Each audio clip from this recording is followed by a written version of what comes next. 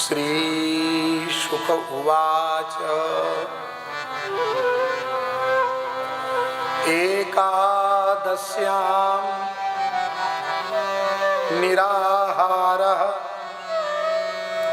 समभ्यर्च जनार्दनम् स्नातुं नन्दस्तु कालिन्द्या द्वादश्यां जलमाविशत्। श्री नंद बाबा प्रत्येक एकादशी का निर्जल व्रत करते हैं। निराहारा का अर्थ आहार सर्वथा, जो कुछ भी हम ग्रहण करते हैं उसे आहार कहते हैं। निराहार का अर्थ निर्जल।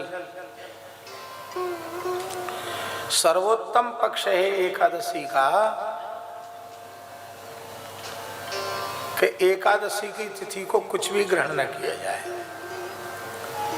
शरीर की वैसी सामर्थ्य न होवे तो फिर दूध पी करके, जल पी करके व्रत किया जाए। जल पीकर भी सामर्थ्य न हो तो दूध लेकर, वेद लक्षणा भारतीय देसी गाय का दूध पीकर व्रत किया जाए। वेद में लिखा है व्रत के संबंध में, पयो व्रतो ब्राह्मण, ब्राह्मण व्रत करे तो दूध पीकर करे। यवागु व्रतो राजन्य, क्षत्रिय व्रत करे तो फलाहारी लपसी, लपसी जानते ना, लापसी, हलवा, सीरा, ये खाकर के व्रत करे। आमिक्षा व्रतो वैश्य, वैश्य व्रत करे तो आमिक्षा माने होता खोवा अथवा छेना, छेना की मिठाई, खोवा छेना खा करके वैश्य व्रत करे।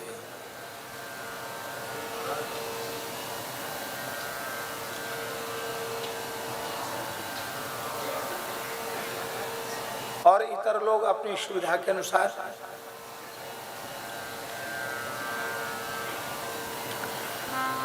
क्षत्रिय को यवागु व्रत इसलिए कहा, उसे गौ रक्षा, राष्ट्र रक्षा का भार उसके ऊपर है, इसलिए कुछ पौष्टिक आहार उसके भीतर होना चाहिए जिससे वो लड़ भिड़ सके। वैश्य को भी बहुत कुछ काम करना है, इसलिए छेना में, खोवा में शक्ति होती है, मिठाई खा करके व्रत करे, ताकत बनी रहे। ब्राह्मण केवल दूध पी ले, दूध ही पर्याप्त है उसके लिए, ये विधि है। जलाहार करके संभव न हो तो दुग्धाहार, दुग्धाहार से भी संभव न हो तो फलाहार। फलाहार माने फलों का आहार। फलाहार के नाम पर अमुक की पूड़ी और अमुक की कचौड़ी और अमुक का मालपुआ, ये नहीं। फलाहार माने फल का आहार, फलाहार हो, जिसको फलाहारी रामरस कहते हैं। सेंधा नमक, किसी भी प्रकार के नमक का प्रयोग करते ही व्रत का आधा पुण्य नष्ट हो जाता है। इसलिए सर्वोत्तम पक्ष है किसी भी व्रत में नमक वर्जित है। क्यों? स्वाद जो है वो नमक का ही है।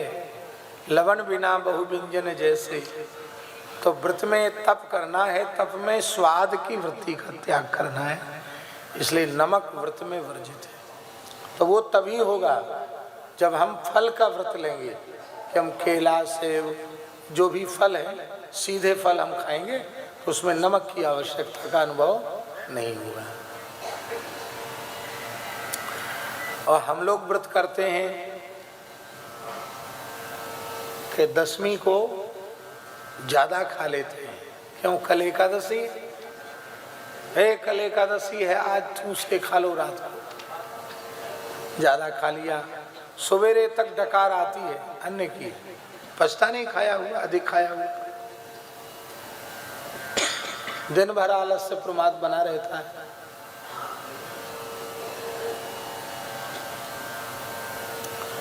इसलिए व्रत के लिए बता, जो लोग व्रत करना चाहते हैं उनके लिए बता दें, दशमी को एक समय भोजन और द्वादशी को भी एक समय भोजन और एकादशी का व्रत, ये है पूरा व्रत।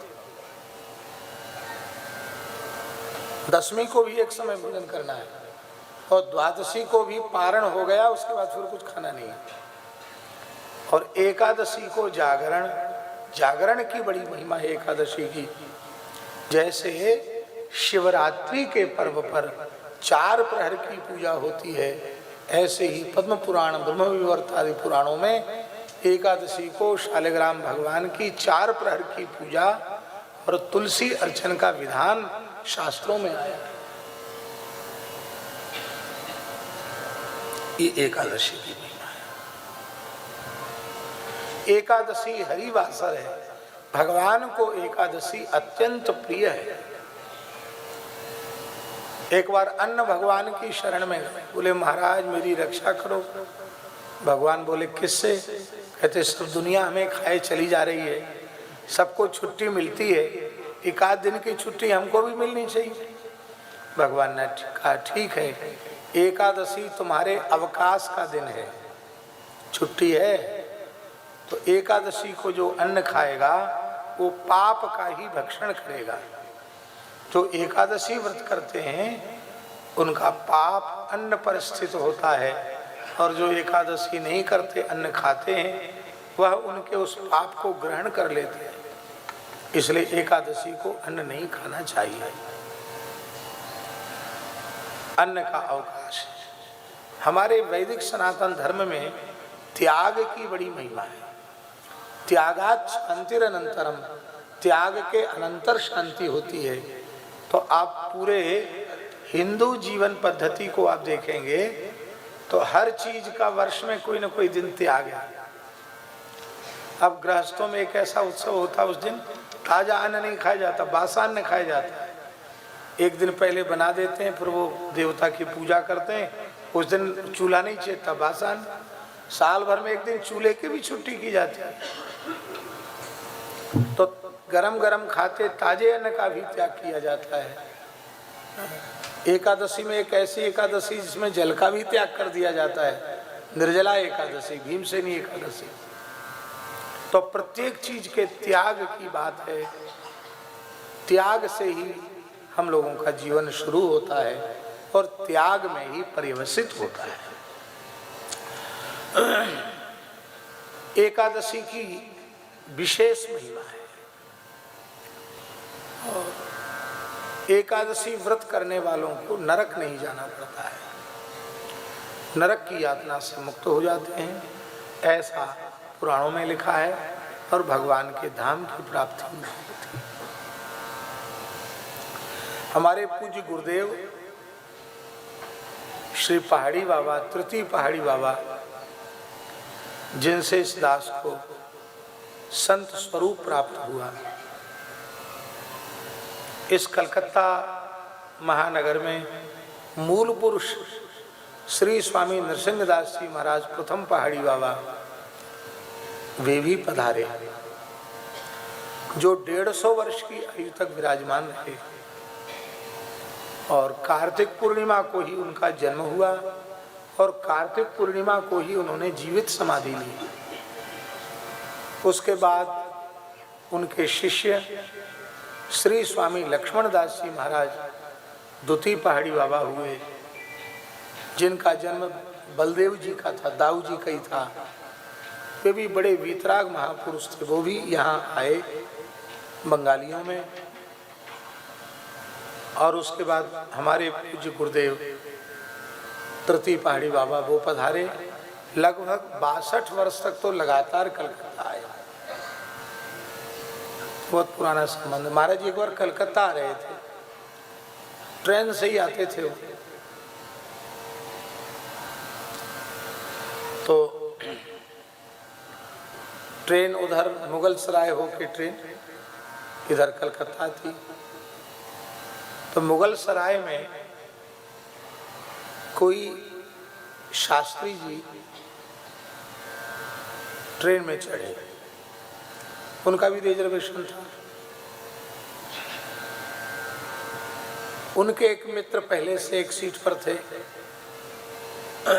वो बनारस से आए होंगे, मुगल सराय से ट्रेन पकड़ी उन्होंने। तो उन दोनों का पास ही पास में सीट थी, महाराज जी की एक तरफ सीट थी। तो जो बनारस वाले जो उनके मित्र थे, उन्होंने जो मुगल सराय से जो पंडित जी चढ़े थे उनके लिए उन्होंने पान का डिब्बा खोला और कहा पान लो, तांबूल पान खाओ। बनारस के लोग पान खाने के बड़े शौकीन भी होते हैं, वहाँ के पंडित लोग भी पान खूब खाते हैं। तो जैसे ही पान दिया तो उन्होंने ऐसे स्पर्श किया और कहा आज एकादशी है, हम पान नहीं खाएं, क्योंकि व्रत में पान वर्जित है। तो उन्होंने कहा कि अरे आप तो हमारे सहपाठी हो, हमने तो आपको कभी एकादशी करते देखा नहीं, आप एकादशी क्यों करने लगे?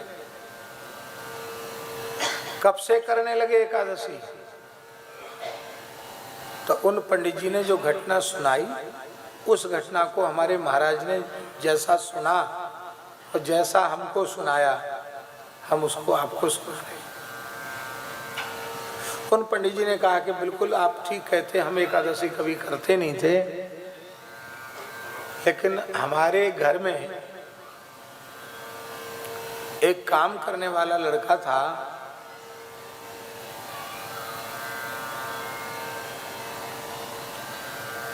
खेत का भी काम करता था, गाय वगैरह का काम भी करता था, घर का काम करता था। वो लड़का अकस्मात मर गया और वो पंडित जी ज्योतिष के बड़े विद्वान थे, ज्योतिष का काम कुछ मेलापक कुछ कर रहे थे। उसी समय वो लड़का जो मर गया था, साल भर बाद वो लड़का सामने खड़ा दिखाई पड़ा।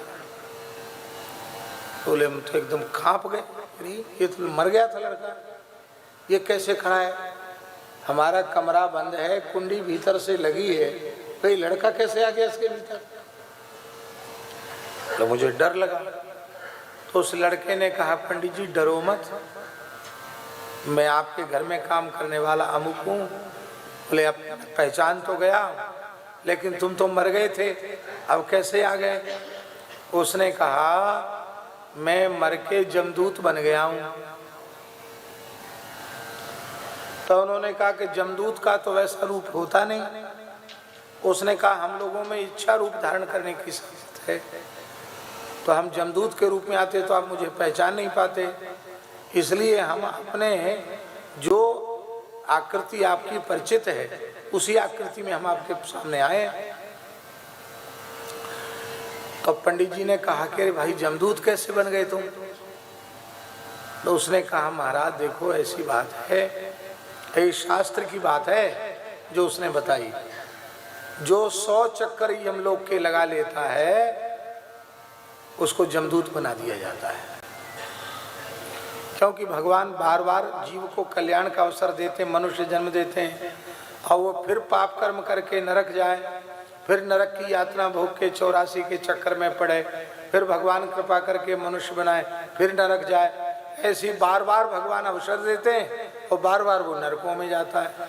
100 बार चक्कर लगा लेता है तो यमराज कहते वाह बड़ा उच्च कोटि का नरक लोक का भक्त है ये, न स्वर्ग जाता न वैकुंठ जाता, ये तो पाप कर्म करके नरक ही चला आता है। तो सब नरकों में भोगा है इसने कष्ट, इसको पता है, अलग से ट्रेनिंग नहीं देनी पड़ेगी, तो उसको जो है नरक में जमदूत बना दिया जाता है। जमदूत बनने की भी सुविधा प्राप्त है, आप चाहो देवता बन सकते हो, दैत्य बन सकते हो, जमदूत बन सकते हो, भगवान के पार्षद बन सकते हो, आपकी इच्छा है।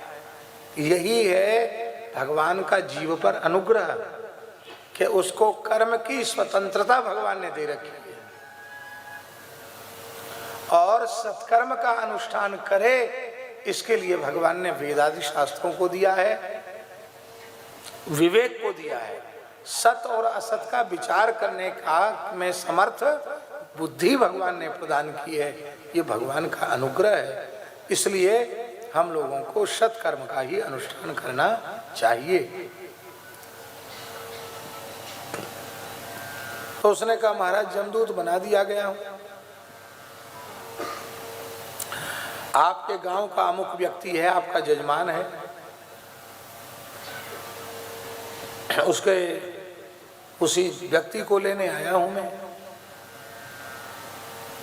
उन्होंने कहा कि वो तो अपने पुत्र के विवाह का शोधन करा के गया है आज। बोले उसके शोधन कराने से क्या हो गया, आज उसकी मृत्यु है। बताया समय उसने, इतने बजे वो मर जाएगा। कैसे मरेगा? बोले उसके पेट में दर्द उठेगा, वो खत्म हो जाएगा।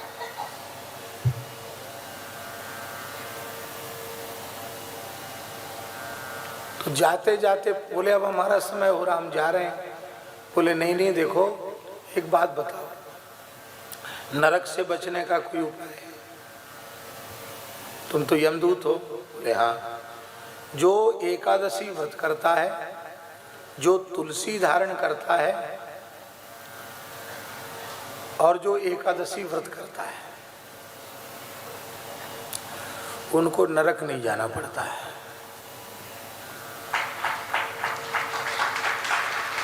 क्या कहा?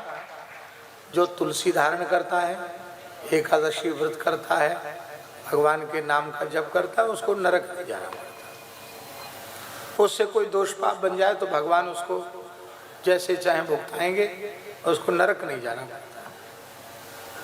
इसके बाद जिस व्यक्ति को बात उसने बताई थी वो मर गया, और पंडित जी बोले कि हमने अपने पूरे परिवार के लोगों को तुलसी धारण करा दी, और अब मैं एकादशी का प्रचार करता हूँ, भाई एकादशी करो, कीर्तन करो, और एकादशी नरक से बचाने वाली। एकादशी की बड़ी महिमा है।